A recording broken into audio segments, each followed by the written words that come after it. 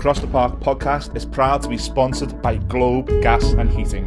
For the best kitchen and bathroom renovations, boiler servicing and repair, and central and underfloor heating in the Northwest, head over to globecentralheating.com and quote Across the Park for a free quote.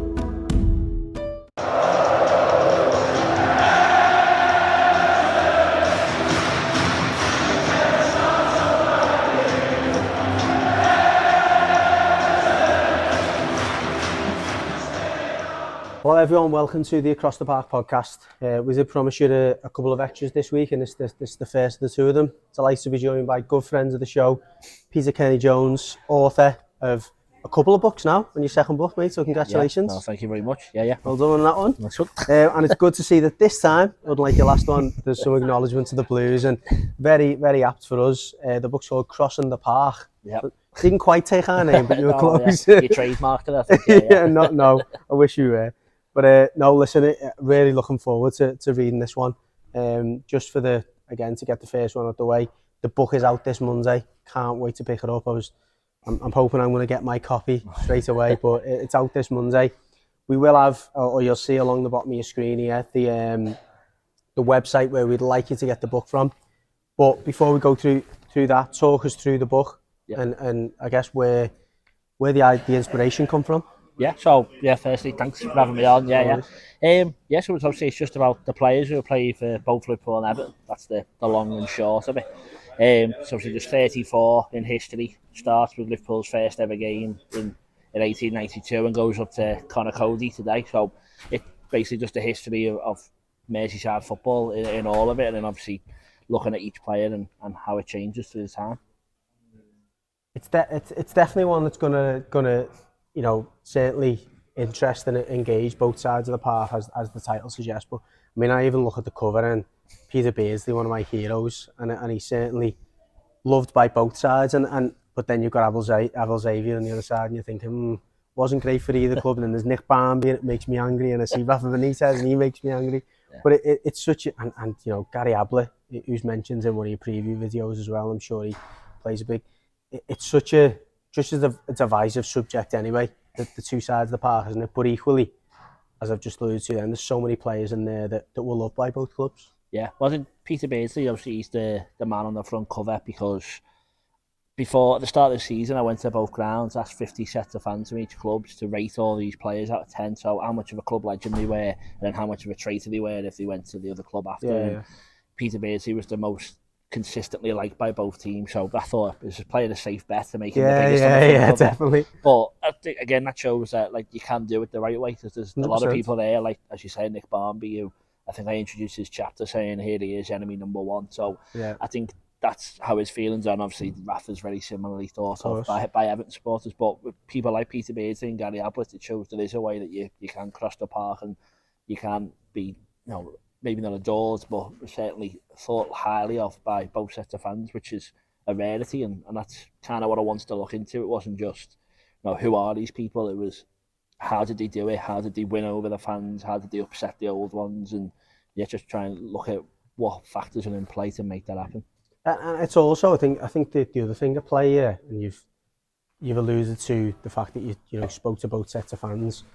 Time plays a big part in how they're remembered as well, doesn't it? Because I remember how much I couldn't have hated Nick Barmby anymore, but then I've been in a slightly more fortunate position than most Evertonians, that I've spoke to a lot of his ex-teammates, and we've learned a little bit more about what the departure actually, how it came about, and maybe that it wasn't completely orchestrated by Nick, but then some people saying it was.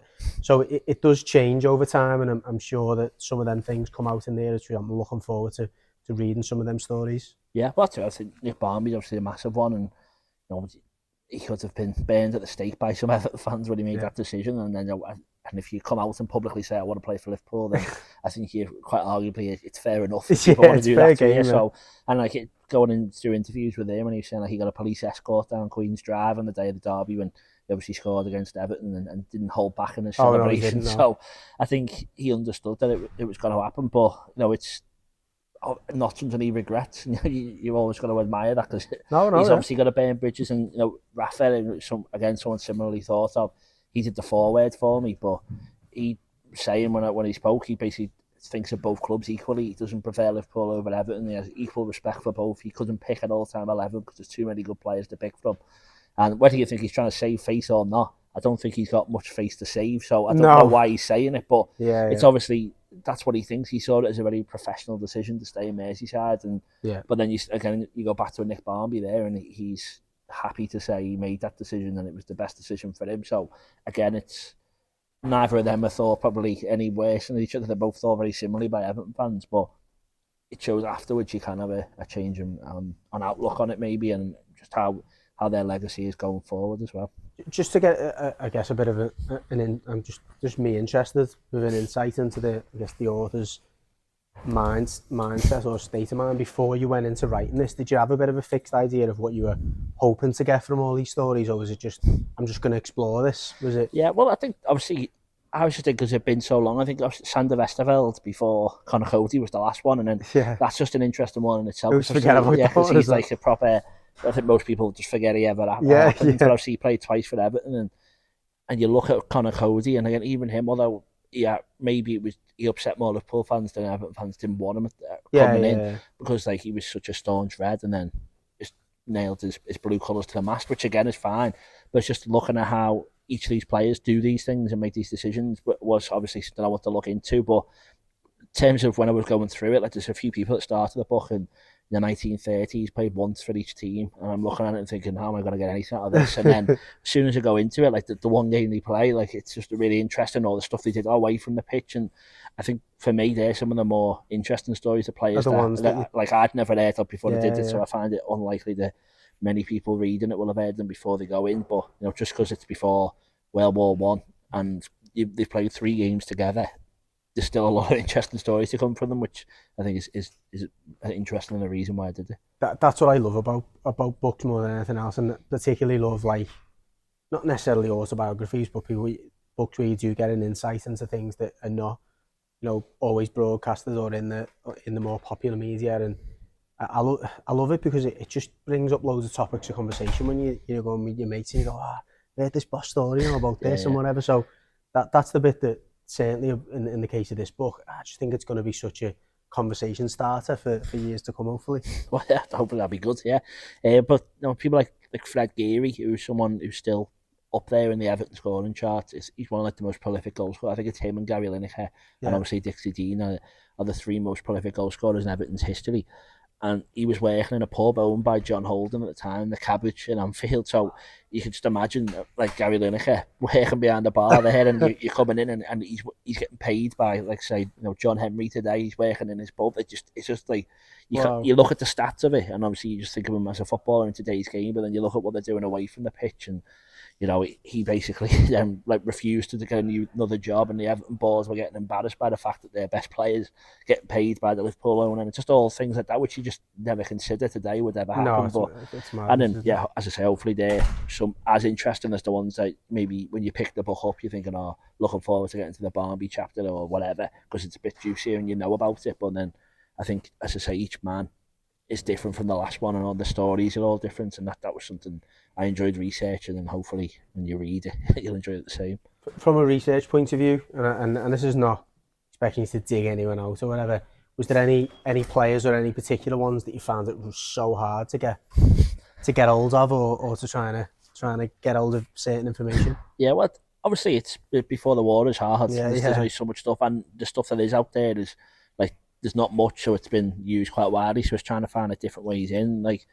I tried to speak to as many players as I could. And obviously I spoke to Rafa, I spoke to Johnny Morrissey, spoke to David Burrows, and fortunately a lot of the modern players have spoke about this, and whether they've spoken to a Liverpool podcast or an Everton podcast or whatever, or the magazines, programmes, whatever it is, they've given their insight on both sides of it. So it's more just like trying to compile it. So obviously the modern day ones, thankfully there was a lot more stuff, but as you went further back it was hard, and like people like Dave Hickson, who's obviously such a Everton icon, and to find him talking about Liverpool was quite hard. But every time he did, he was very complimentary, so you can think he was obviously being careful that he knew he had a high regard amongst Everton fans. He was almost probably not embarrassed, but tried his best not to speak about Liverpool because he was getting paid by the club, and obviously he was working for them up to the day he died, didn't he? So it's maybe players like him and just after the war who didn't speak about it as much. But I think hopefully I've done my job right and I've researched them all enough that there is enough of a story there about each one.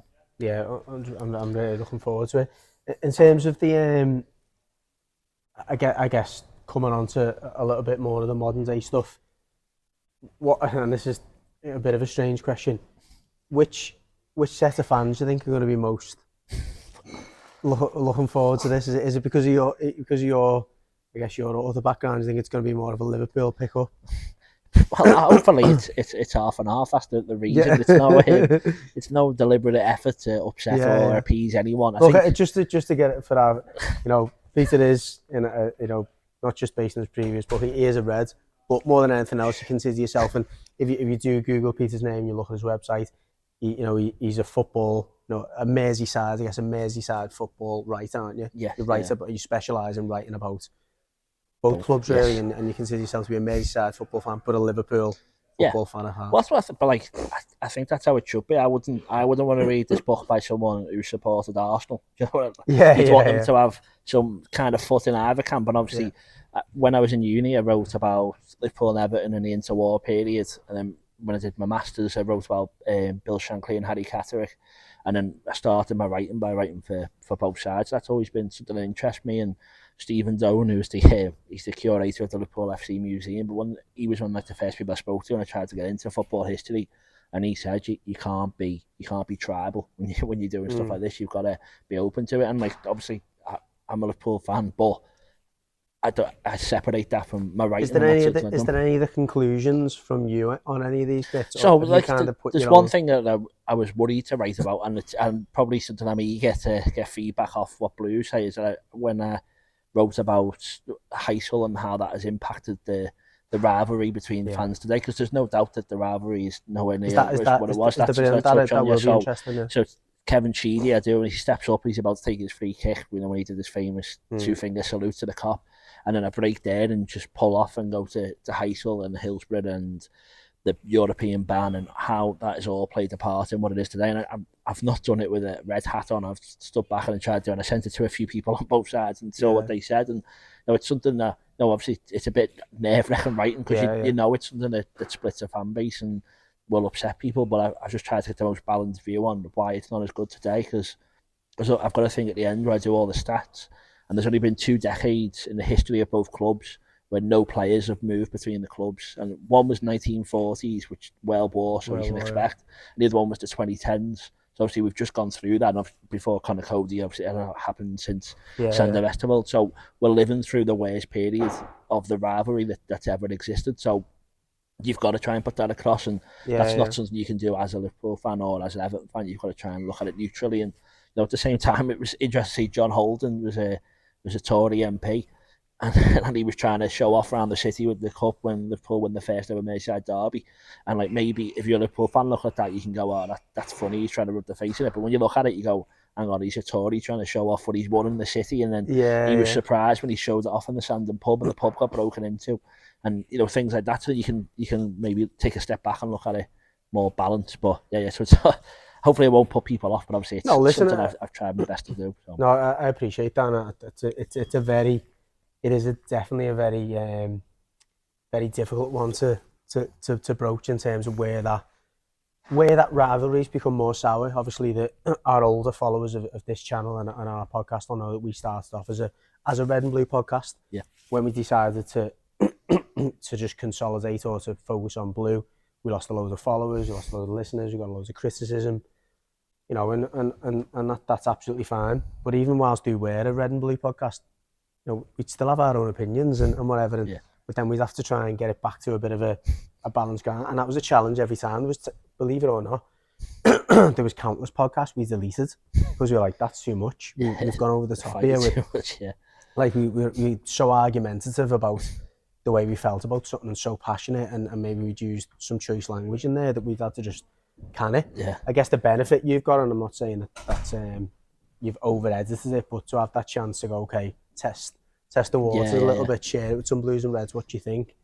I think generally people are honest about their feelings about it, and I think there will be some people like it or not, who probably won't pick it up thinking I don't want to go near there because Yeah. I don't want to read about them. Because there are fans like that, but on both sides that don't even want to read anything that's got a mention of the other team in there. No, I understand that as well, and I've offered on my website you can have a solely Liverpool or a solely Everton cover. So if you don't want that on your bookshelf, so you can do that. But yeah, obviously I understand the rivalry, and I think maybe by doing it, it just made me realise that, you know, as much as Liverpool and Everton fans right now are wrapped up in how intense this rivalry can be, especially when both teams play each other. I think it just shows how short-lived it has actually been, and there's a lot of years of friendship that are now being tarnished by 10, 20, 30 year rivalry that's gone through. So, but just by doing it, it just made me realise, you know, you go to any other city pretty much in the world and the two teams hate each other, and we were a unique city where both teams got on. It's a derby day, you want to beat each other, you want to laugh at each other if you win. But at the end of the day, you're the same city and you come together for everything else, which I think on the whole we do. But 100%. It is definitely getting worse, and that's kind of how I got a little conclusion at the end. That's kind of how I finish it. You know, it used to be so special and so different and so unique, and it's getting worse. And I'm not coming on here asking all Everton fans to start loving Liverpool, but I just think just once you read through it all, you do realise, you know what, it feels like so like it's lasted so long now, but it really hasn't in the context of the history of both clubs. I was going to say, yeah. It's just it started with John Holden causing the split, but from then up to 80s, 90s, whenever you think it started badly, it was pretty friendly. And like there's transfers in there where Everton have accepted lower bids from Liverpool and other clubs to help out the other team, and now we can't even transfer to each other. The whole stadium, the Anfield thing originally, do you know what I mean? Exactly, it wasn't done out of like, oh, let's stitch Liverpool up, and you know, there was generally an opportunity to try and keep both clubs in the same city. Yeah, and it's just it's something that, because my missus is a blue, and like my uncle is a massive blue, but he's one of like the traditional Merseysiders where he wants Everton to win everything, but he wants Liverpool to come second, and I think that's definitely dying out. And obviously, there's no doubt he's an Everton fan, but you know that it's just interesting to see how that's changing. And probably you give it another 20 years, it's more likely that everyone is going to be staunch red or blue, and they're not going to be coming together. I don't see it getting any closer. It's just only going to go further apart. I think, going back to your previous point, that's where this context and this history is quickly becoming forgotten, because social media has took over the internet, hasn't it? Whereas like 10 years ago, you could search for news and whatever about Everton, Liverpool, and you'd find maybe certain websites that'd be more informative about the history and the culture behind it. Now you'd just be flooded by people's social media channels, wouldn't you? Kind of like giving their narrative on what's relative and why they hate Liverpool or why they hate Everton. Yeah. Well, that's fine though, isn't it? You'll have to hate the other one. As I say, I just think it's making it worse. And that's why Crossing the Park, obviously, not just the name of the book, but I think Conor Cody probably will be the last one before Everton go to the new stadium, so it seems like a poignant time to do it, because I think, as I said before, I think the rivalry's only going to get worse, and he could be the last person, and obviously not just ideologically getting further apart, but locally getting further apart. There's going to be less mixing of reds and blues in certain areas. I think we'll actually be closer to Prenton Park as the crow flies. So that's the next book then. Which we might be closer to the Tranmere in terms of leagues as well by the time that we're in the new stadium. Yeah, possibly. That's a dig at my own club. But going back to I'd say just so you didn't have to say it and twist the knife even more. Going back to the point about, you said about the different fan bases. We've got like most mates have a WhatsApp group that's just got our mates in. There'll be blues and reds, and almost every derby, regardless, win, lose or draw, with the odd exception, we'll all meet up in town and we'll all have a drink, and it's, after we've had the banter about the game and arguments or whatever, just get on with being mates again. Do you know what I mean? And I think you're probably a similar age, certainly similar generation to me. That's the way we've grown up, but the next generation is in the one that's coming through now. As you said, I've not really seen any of that at all. It's just all been bitterness, and look, I'm not ashamed to say a lot of it has come from the blue sides of the park, because we've had no success in the time that the generation before me has grown up. I haven't won anything since 1995, and I can remember 1995 very well, but certainly people that are younger than me can't, and may not have even been alive.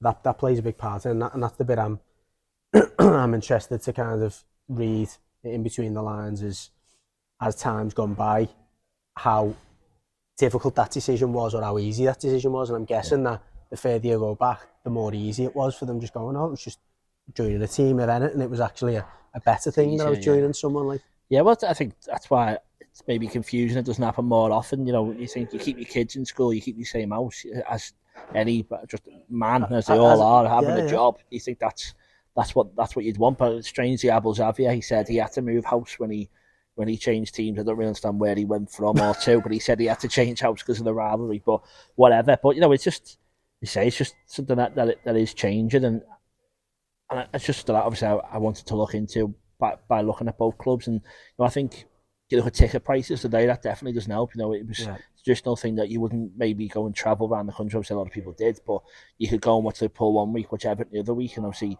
you could do that with a £5 each. Or you know, even in modern day, it'd probably work even better because it's not very often that Liverpool and Everton play on the same day anymore.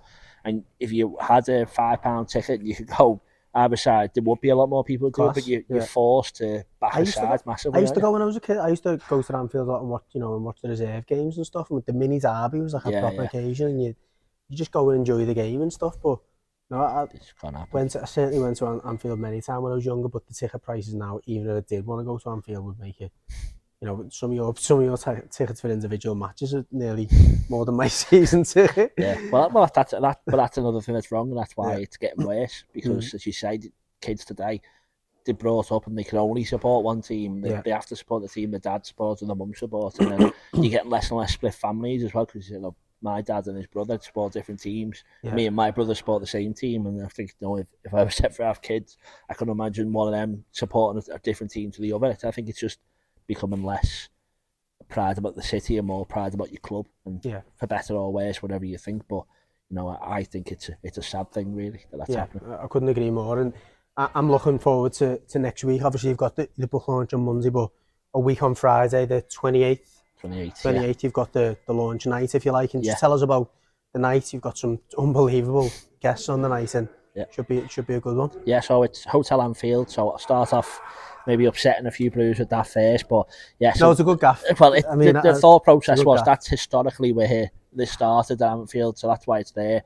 Got Kevin Sheedy and Steve McMahon coming, and obviously, you know, the both people who spoke a lot about their own clubs, but maybe it's not often you hear Kevin Sheedy talking about his Liverpool memories as a Red, and Steve McMahon talking about his time as a Blue. But Steve McMahon disappointed he didn't make the cover. He's there, isn't he? No, yeah, he's in the front. Oh, he's at the guys. Yeah, okay. To get him on, sorry, don't worry. Sorry. Yeah, we'll find out the night. He said he weren't going to come unless he got on the front there. Yeah, he's that one on, the Burrow said. Yeah, but so them two are going to come, and obviously probably not happy this behind him. No.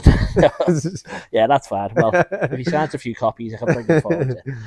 So obviously them two are doing it, and all the money that night's going to fan support and the food banks. So obviously, that's maybe a ploy by me to find something that's already bringing the two fan bases together. But obviously, it's a good thing for the city, and again, another reason that I think, again, why maybe not the reason why I wrote it, which was about the players, but as I got into it, by bringing the city together, which is what I think, and that is what they've done better than probably anyone's done at anything. And no offence to your former selves podcast, they've managed to really cut the divides. And so by having them, they've obviously going to come up, do a little talk, and all the proceeds are going to that. We've then got like a live Q&A. Obviously, you can ask both any questions, they're signing stuff for me. Got music on, food's involved in your ticket, and I've got like a boss raffle with like, you know, afternoon tea for two at London Carriage Works, the Radio City Tower. I've got like signed stuff, loads of things like that. And obviously all the money, as I say, is just going to fan support and food banks, but you can buy the book there as well and all that. But I hopefully just listen to them two talk about the others, and even better I'm talking. So there you go. What more do you want? No, those nights are always crackers, and again, if you can get, said before, it is a chance for all the lads to kind of get, listen, we can all go in, we can all enjoy it. It's Everton and Liverpool. No, you won't find two people who will talk as passionately as those two will, you know, about both sides, and certainly still nail the colours to the mast of who they prefer as well. So two cracking speakers there. Just remind us as well, how do we get tickets for that night then? So the best probably just on my social media, so it's Peter Kenny Jones on everything. That's on Twitter and Instagram, and tickets just on Skiddle. So if you got Skiddle and just write in Crossing the Park, it'll come up there. And that's the best place to get the book and all that as well. It's just through my social medias. Obviously, it's on Amazon. Yeah, just on that one, and I won't expect you to say it. Anyone who uses Amazon, it might be very easy to use. It's not particularly generous to the the author. You know, I'm not saying don't buy it at all. You know what I mean? But you'd rather you get it on Amazon than not get it at all. But I guess Amazon's for the wider audience. You'd much prefer if we're gonna be supporting Scousers here, which is what we're certainly what we're doing this podcast for. Is please buy it directly off Peter's website, or even better, get down on the night, get yourself a copy there, or get it on Monday as well. Or other than obviously a great chance on the night to get it signed by a couple of the. Well, that's it. Yeah, that's the plan. Hopefully, I've got a few more coming up, but I'm going to try and get Peter signed by as many as I can, and maybe try and raffle it off or something eventually. But yeah, obviously get 2 of them. There's not many living that you can still get, so it's just try or who are happy to do so you can get that. And yeah, obviously it'd be great if you can do it. I was just touching on the website. Thank you for that. And obviously you can get the Liverpool and Everton cover, and I've got like a little set of cards. I thought that was a joke. No, I've got it. Yeah, I'm gonna get that. Yeah, so I'm getting it printed, so you can get you can put the sleeve over it, and I've got like a deck of cards of all the players. So I just think it makes it add to you can get to know them maybe a bit better. There is pictures inside them all, but just to have that little thing. So that's all through my website as well, which is only there. No, I love that.